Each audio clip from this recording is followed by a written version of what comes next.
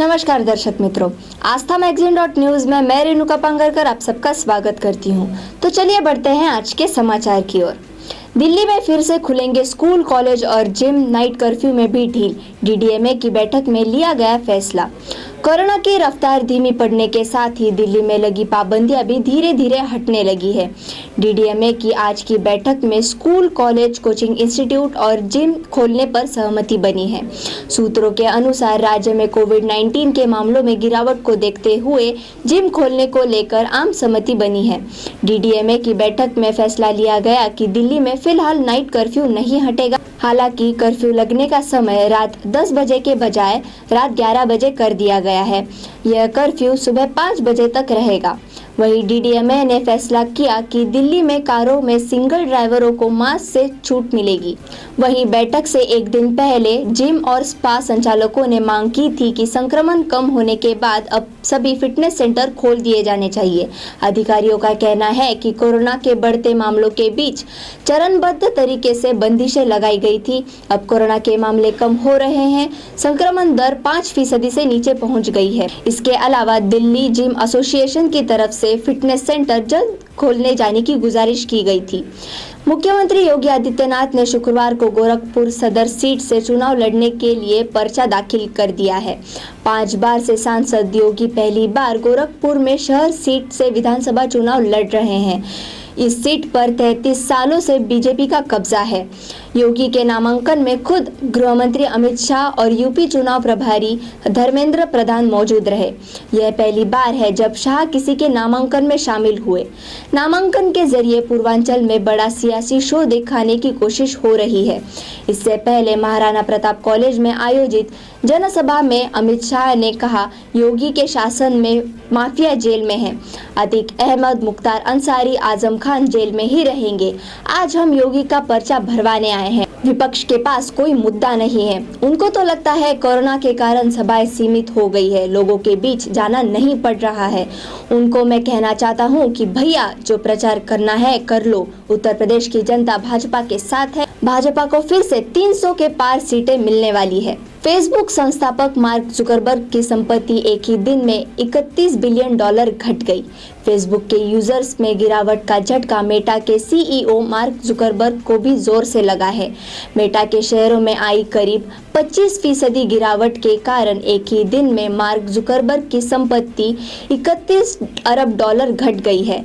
इसी के साथ जुकरबर्ग दुनिया के टॉप 10 धनी लोगों की सूची से भी बाहर आ गए हैं।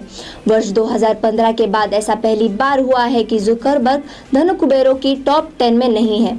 मेटा के सह संस्थापक डस्टिन मॉस्कोविट्ज की संपत्ति भी मेटा के शेयरों की कीमत की कमी होने पर करीब $3 बिलियन कम होकर $21.2 बिलियन रह गई है। डस्टिन दुनिया के 79वें सबसे धनी व्यक्ति है। उत्तराखंड में मौसम बिगाड़ रहा है चुनावी फिजा। रद्द हुई पीएम मोदी की वर्चुअल रैली। उत्तराखंड में खराब मौसम के चलते प्रधानमंत्री नरेंद्र मोदी की पहली वर्चुअल रैली रद्द हो गई है।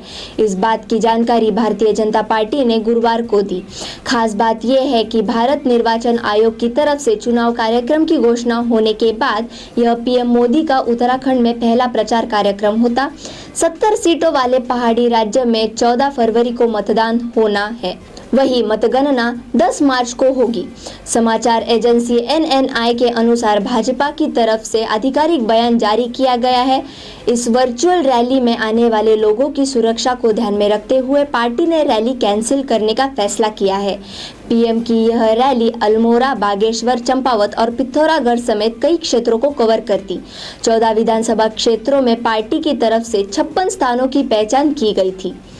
16 राज्यों में हुआ 100% वैक्सीनेशन। भारत में कोरोना वायरस के खिलाफ वैक्सीनेशन अभियान तेजी से चल रहा है। भारत में अभी तक 167.88 करोड़ से ज्यादा लोगों ने टीका लगा लिया है। कोरोना की तीसरी लहर के दौरान भी देखा गया कि कोविड वैक्सीनेटेड लोग को संक्रमण के बाद कम परेशानियों का सामना करना पड़ा, जबकि कोरोना वैक्सीन की सिर्फ पहली डोज लेने वाले या न लेने वाले लोगों को इस बार गंभीर संक्रमण हुआ। कोरोना से मरने वालों में भी 64% ऐसे लोग शामिल हैं जिन्होंने या तो टीका नहीं लगवाया है या पहली डोज ली थी। हालांकि स्वास्थ्य एवं परिवार कल्याण मंत्रालय की ओर से जारी किए गए आंकड़ों के अनुसार भारत में कई राज्य 100% वैक्सीनेशन पूरा कर चुके हैं।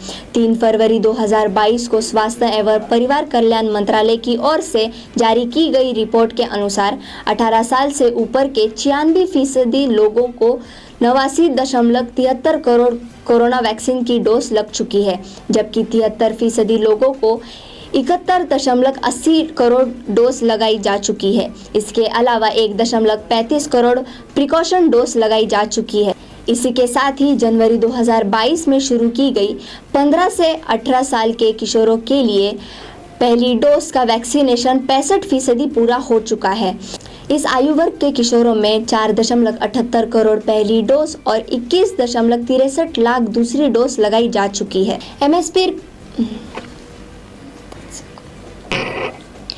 एमएसपी पर सरकार कब करेगी कमेटी का गठन, कृषि मंत्री ने राज्यसभा में दी जानकारी।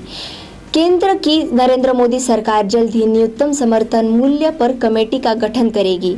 इसकी जानकारी कृषि एवं किसान कल्याण मंत्री नरेंद्र सिंह तोमर ने शुक्रवार को राज्यसभा में दी। इसी के साथ ही उन्होंने यह भी बताया कि कमेटी के गठन में क्यों हो रही देरी।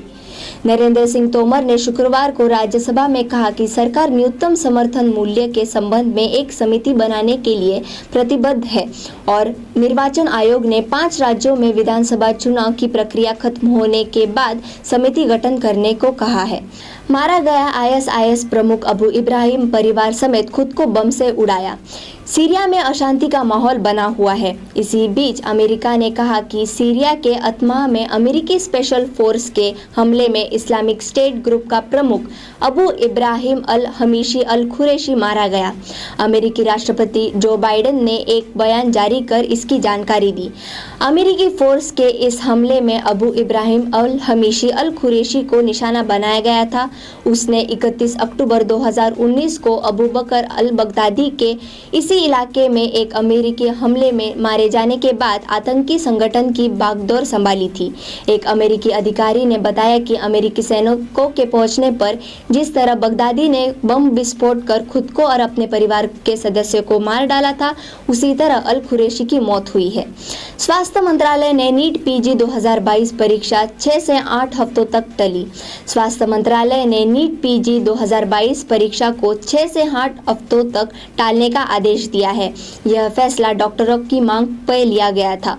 दरअसल इस साल की परीक्षा नीट पीजी 2021 की काउंसलिंग की तारीख पर पड़ रही थी। इसको देखते हुए 25 जनवरी को 6 एमबीबीएस ग्रेजुएट्स ने 12 मार्च को होने वाली इस परीक्षा को टालने के लिए सुप्रीम कोर्ट में एक याचिका दाखिल की थी। डॉक्टरों ने कहा था कि अनिवार्य इंटर्नशिप पीरियड पूरा न होने के कारण कई एमबीबीएस ग्रेजुएट इस परीक्षा में भाग नहीं ले पाएंगे। इन कारणों को ध्यान में रखते हुए परीक्षा को टाल दिया गया है। दिल्ली में ठंड ने तोड़ा 19 साल का रिकॉर्ड, हिमाचल में भारी बर्फबारी।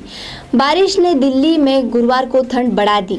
इसके साथ ही दिल्ली में ठंड ने 19 साल का रिकॉर्ड तोड़ दिया है। मौसम विभाग के मुताबिक साल 2003 के बाद इस साल फरवरी महीने में इतनी ज़्यादा सर्दी पड़ रही है। हिमाचल में भी बर्फबारी जारी है। हिमाचल, कुल्लू, मनाली, लाहौल स्पीति समेत कई इलाकों में आज भारी बर्फबारी हुई।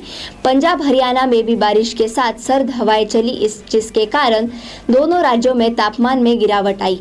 बिहार के लगभग 26 जिलों में बारिश होने के कारण यहां ठंड बढ़ गई है। वहीं मध्य प्रदेश के भोपाल में भी पारा लुढ़कने से सर्दी बढ़ गई है। यहां अगले 4 दिन तक ठंड में इजाफा होने का अनुमान है। राजस्थान के जयपुर, चूरू, बीकानेर, अजमेर, जैसलमेर में भी शीतलहर चलने से ठंड बढ़ गई है। देश में अब कोरोना के रोजाना आने वाले मामलों में कमी दिख रही है। केंद्रीय स्वास्थ्य मंत्रालय की ओर से आज जारी आंकड़ों के अनुसार भारत में एक दिन में कोरोना के 1,49,394 नए मामले सामने आने के बाद देश में संक्रमितों की संख्या बढ़कर 4,19,52,712 हो गई, जबकि पिछले 24 घंटों में 1,072 लोगों की संक्रमण से मौत होने के बाद मृतक संख्या 5 लाख को पार कर गई है। अब यह संख्या बढ़कर 5,55,000 हो गई है। ऐसे ही समाचार और देश विदेश की खबरों को सुनने के लिए हमारे आस्था magazine.news को लाइक करें, शेयर करें और सब्सक्राइब करें। धन्यवाद। સંસ્કારોનું સિંચન કરતું પારિવારિક મેગેઝિન એટલે આસ્થા ગુજરાતી મેગેઝિન અને ડિજિટલ વેબ ન્યૂઝ પોર્ટલ. આસ્થા સમાચારોનું સચોટ માધ્યમ. વધારે માહિતી માટે વિઝિટ aasthamagazine.news.